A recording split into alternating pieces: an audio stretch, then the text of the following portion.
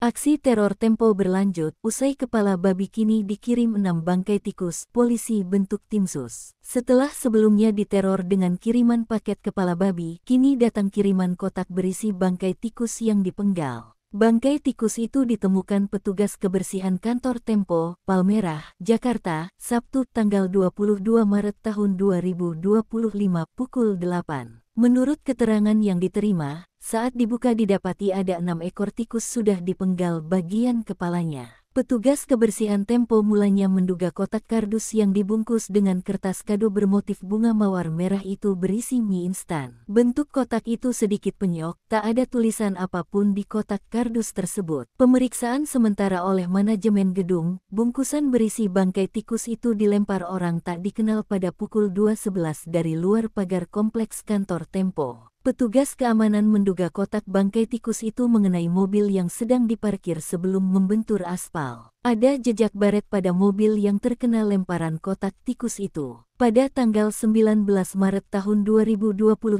kantor redaksi Tempo juga menerima paket berisi kepala babi tanpa telinga. Paket tersebut dikirim oleh kurir yang memakai atribut aplikasi pengiriman barang dialamatkan kepada jurnalis mereka berinisial FCR. Pemimpin redaksi Tempo, Setri Yasra, mengatakan kiriman bangkai tikus makin memperjelas teror untuk redaksi Tempo. Setri pun mendatangi markas besar Polri untuk melaporkan paket kepala babi, Jumat tanggal 21 Maret tahun 2025. Paket tersebut sudah diserahkan kepada polisi sebagai barang bukti. Mabes Polri sudah membentuk tim mengusut peneror dan motif